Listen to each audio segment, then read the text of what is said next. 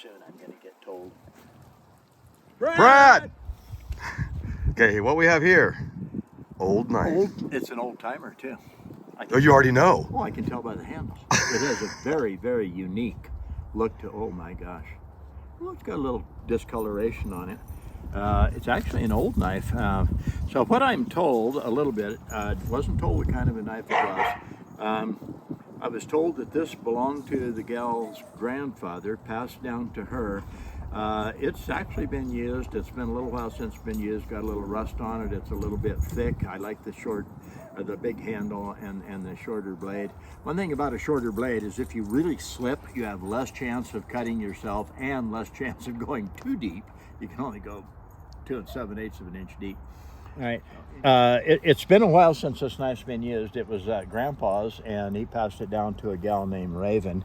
And Chance got it probably from the friend who is named Raven. It's an old timer. Beautiful. Okay, it is a beautiful old knife. I would like to have seen this knife when it was brand new. It needs to be sanded with like 600 grit wet dry fine sandpaper. It's an old Schrade. Let's test her out. Old timer. So we go over here and we get, wait a minute. I see it. They try to get away from me, but I see it. Okay. So these are our famous Denver Magazine pieces. Oh, I see you down there, little one. Yeah, you don't get petted much, do you? She said, yeah, you just like didn't even pay any attention to me, hardly. All right, so let's see. Oh. It's a mini saw. Okay, so people say, yeah, but you didn't even try. Okay, yeah, I have to cut into it and then cut up so it's pulling on the paper, right? And then if I go fast, once it's set and I move down the blade, that people go, oh, that was already razor sharp. Well, I guarantee you, in the first place, razor sharp should never be used unless you're down to like 2,000 grit. Okay, on your stone or whatever, because quite frankly, almost no knife that isn't worked specially is razor sharp. That's a phrase that people use. Oh, that knife's razor sharp. You know, no, it isn't. All right, so let's see. Let's go with the Sharp and Spark Mini. Okay, first of all, the Sharp and Spark Mini. Ooh, that was a good one. Ooh, that's like almost caught the rock on fire. Well, it's funny because it's actually sticking. The little piece of ferrocerium stuck to the rock. Okay, these are coming out of there at 4,200 degrees. You get it on you, you're going to know it got on you because that little shit's hot. All right, and so anyway, this is after, I don't even know how many, like, scrapes like that. This is what it'll look like after you get the coating off. That's the coating, that's no coating. Okay. Put a little down pressure on it. Don't be back here like this. Don't be trying to do this. I see people trying to go like that. Please just hang on to it right up there pretty close. Put your middle finger around the little stubby like that. Thumb over here. Now it's really rigid back here. It's going to flop and you can't do anything right. Okay. And then put a little down pressure on it on the corner. There's corner, there's corner. I have to laugh. Some people say, you mean over there on the edge? And I go, well, if it's 90 degrees, that's a corner. I said, on the corner, this is flat. Okay. Just like that. So now we screw them back together. Give it a little, like that. We have a V-notch for shaping and sharpening because I take my kitchen knife real easy through there. Serrated edge blades, fingernail clippers, scissors, pruners, hedge trimmers, grass trimmers, side dikes, tin snips, axes, hatchets, broadhead arrows, things like that. I sharpen real easy. With those outside corners. So this knife might have been sharpened with a draw through a long time ago. Okay, it's not, I mean, if you can push your thumb into it like that, it's not very sharp. It would probably skin a deer, it would gut a deer, but it's not going to be smooth. So first of all, I'm going to run it through the draw through lightly. This is where a lot of people cringe. Oh, that is hard frickin' steel. Right? And I would expect that from an old timer, an old Schrade old timer. Notice how light, because it really is actually cutting the blade. So we don't want to rip the blade. We want to slice the blade cutting edge gently. just like that. Not like this. No, I shouldn't even show you. You might not think about it. Don't tip it this way and this way. If you do, when I tip it this way, I should explain this, and run it through, I'm only on this side, outside corner. Guess what happens if I did that? I would actually cut with that piece of carbide, I would cut the cutting edge right off the blade. First pass. It's done. So please, straight up and down, like that. Never like this and then like that. Never, ever. Don't do that. All right? Never. Just like, never. Okay. Brings out the little kid in me. So light. See how it wants to, see how it'll lean the sharpener over? That means it's trying to take the sharpener with it.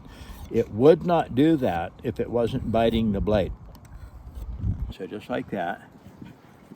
Touch it lighter and lighter, right? There. I can feel a little problem in the blade.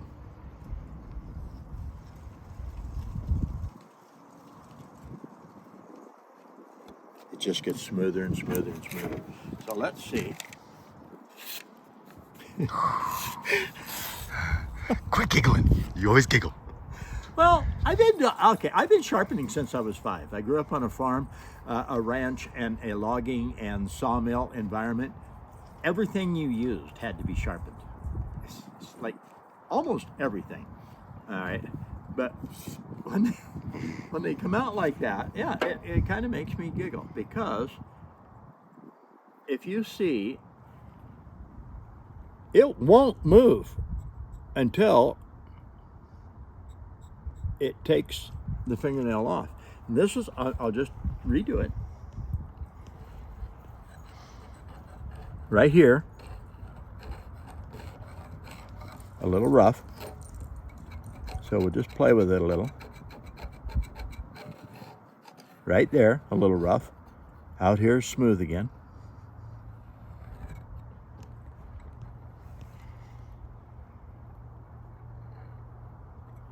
If I can work on both sides of the knife, never have to wonder about the bevel, the angle, the degree, never have to be in fear that I'm going to scratch the side of the knife because I accidentally laid it down a little too far, especially when you're on the rough, the coarse side of the stone. So let's say you have fine, medium, and coarse. All right, if it's super fine and you actually accidentally go over too far, that's not as bad. Then medium and then coarse. When it's coarse, you better not touch. So let's see now what we have.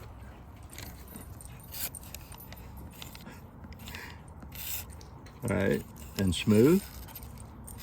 Let's do it one more time. I go to this because I want to hold the knife up a tiny bit. I don't hold it because I might be having a little of the weight of my hand on it. So I actually hold it up like this. I can hear the rough, so I know that's just a tiny bit of a problem.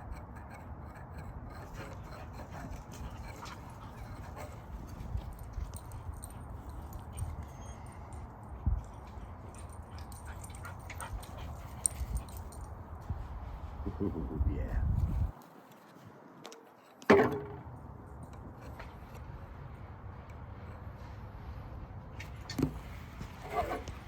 Now to make sure it cuts, go ahead, go clear the ground. I gotta wipe a little snake oil on it.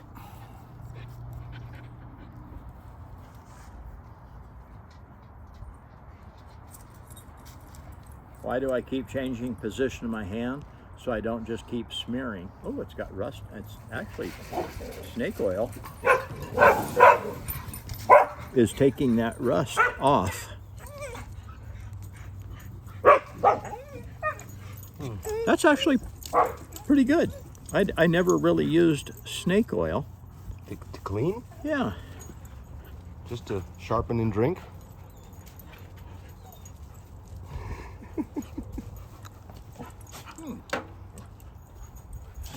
Was that the Gardner variety? It is. Snake oil helps you go to the bathroom easier. I'm pretty, oh, I gotta go. All right. That's actually a good idea because the roughness of my skin, but yet the soft and everything, I'm going to go to the show looking like, boy, you got dirty hands. Yeah, I do. I work a little once in a while.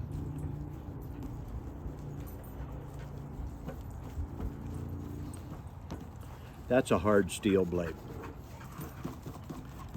with very little nickel and chromium in it because I can see that it is rusting, which means it's more just a high carbon steel. All right. So, snake oil. All right.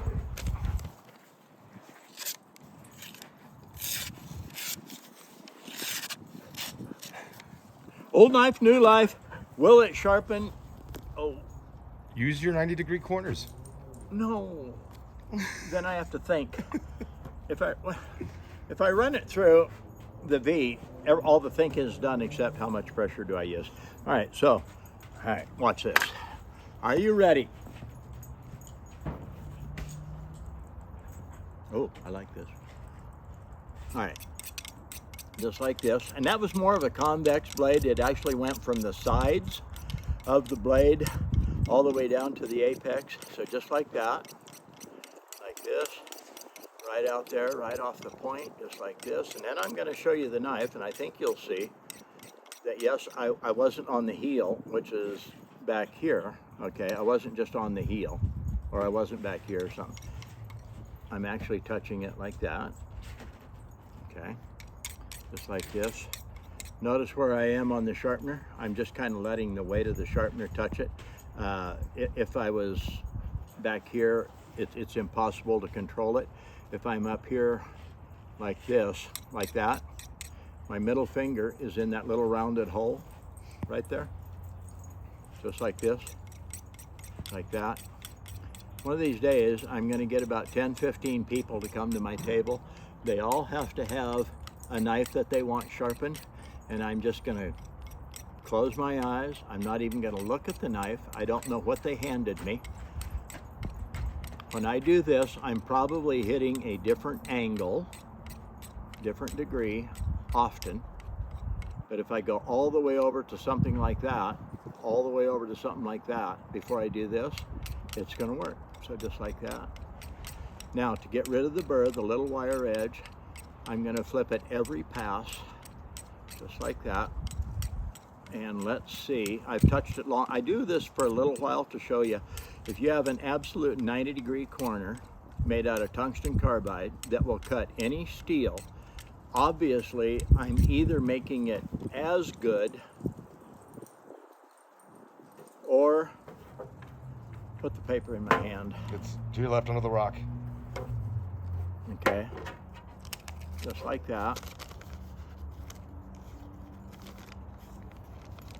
Like this. Okay, I can hear it. I can also feel it. Oop. There. Obviously, oh, that's bright. I did not dull the knife. Yes, it cuts better out here because, as I showed you in another video, it's sliding up the blade, which makes it easier to cut than back here. And that's still actually pretty sharp. So whether it's the 90 or the pull through, and I can actually see still a little bit. I mean, you can play. Don't get too careful. My hands are kind of like really tough because I do a lot of stuff that makes my skin tough, like a callus. Okay, but even a mega sharp knife, I mean really sharp, you can still play with the cutting edge a little bit. Because believe it or not, even when they'll do that, your skin is really tough, okay? So I'm going to run it through real lightly. Just like that.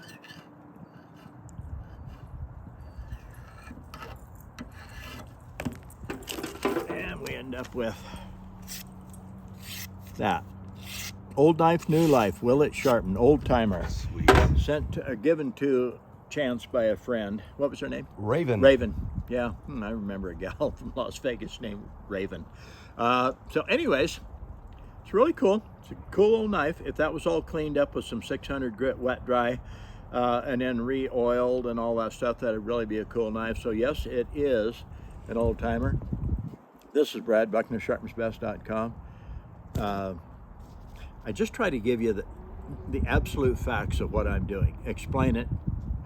Part of the reason is this: if you buy one of my sharpeners and you've never used a handheld where you determine everything, you know, you determine the pressure, you determine the angle, the bevel, the degree, the length of time you're going to work on it, where you're going to work on it.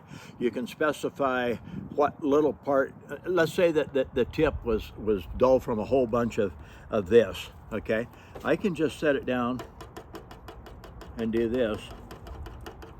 Try that with any other type of sharpener, just like that. It's like a machine working on it, just like that, just like this. Then I'll normalize, unify, whatever, the entire blade by touching it like this.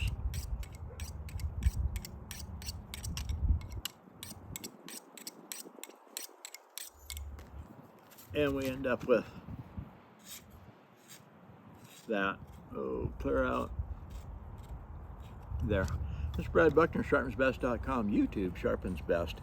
Please go out and enjoy the day, laugh a little. It'll just make your life more gooder.